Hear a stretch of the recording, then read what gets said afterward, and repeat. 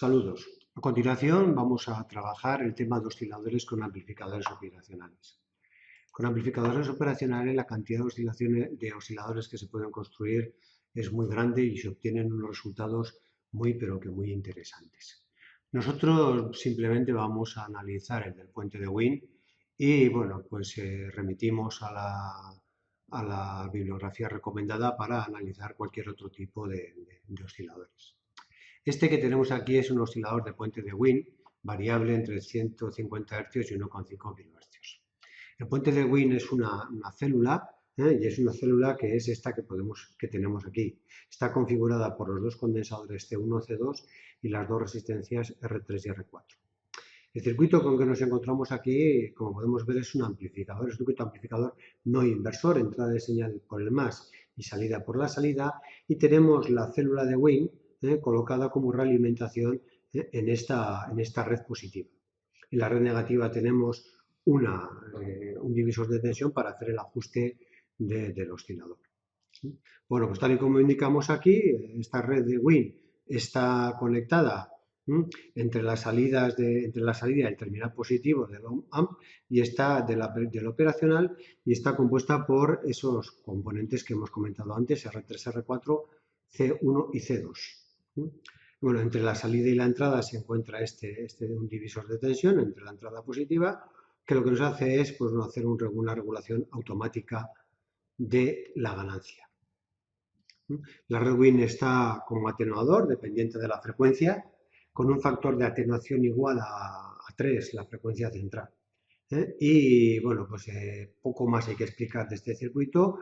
Lo único que la función a través de la cual encontramos o sacamos la frecuencia de oscilación de salida es esta que tenemos aquí, que la frecuencia es igual a 1 partido de 2pi RC, siendo R y C las resistencias R4 y C2 o C1 y R3. Es decir, son pares de resistencias, como nos podemos dar cuenta aquí. Son iguales las dos resistencias, las dos células, solamente que una tiene configuración para serie y la otra configuración paralela. Variando el valor de este ajustable, de este potenciómetro, como vamos a ver luego, vamos a ajustar la señal precisa de oscilación. Poco más hay que explicar y directamente vamos a pasar a comprobar o a hacer la práctica que nos encontramos aquí. Es el mismo circuito que hemos visto anteriormente, entonces lo vamos a montar, vamos a comprobar que funciona y luego vamos a comprobar cómo la influencia que tiene la variación de esta resistencia para la frecuencia de salida. El circuito lo tenemos aquí, vamos a reducir un poquitín el zoom, el circuito lo tenemos en este punto y es un circuito que está compuesto, como hemos dicho antes, por la red de Wien y a la salida tenemos conectado un osciloscopio, el canal A del osciloscopio, que es la señal que tenemos aquí.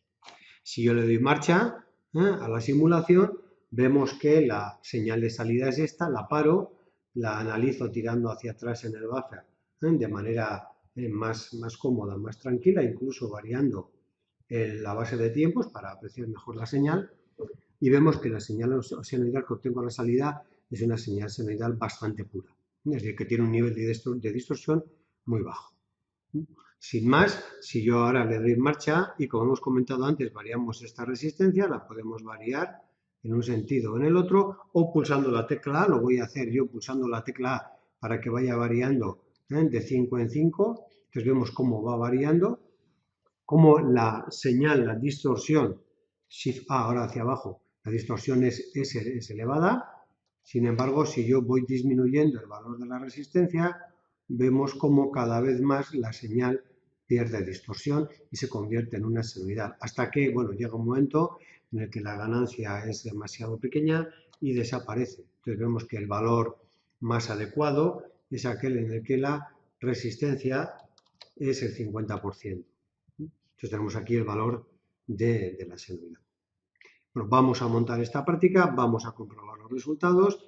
Se va a pedir que se varíe el valor de esta resistencia para comprobar lo mismo que acabamos de comprobar ahora. Y pues bueno, pues se aconseja que siguiendo la función esta que hemos comentado anteriormente, pues variemos el valor del valor de RC calculemos el valor de la frecuencia y comprobamos que efectivamente es el valor que tiene. Para este caso que teníamos aquí estamos hablando de una frecuencia de 1,061 hercios.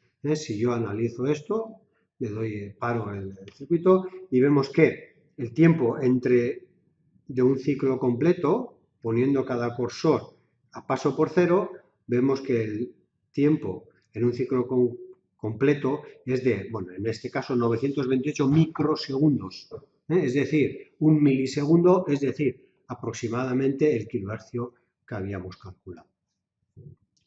Con esto terminamos y lo que tenemos que hacer a continuación es la práctica y subir el resultado a plataforma web.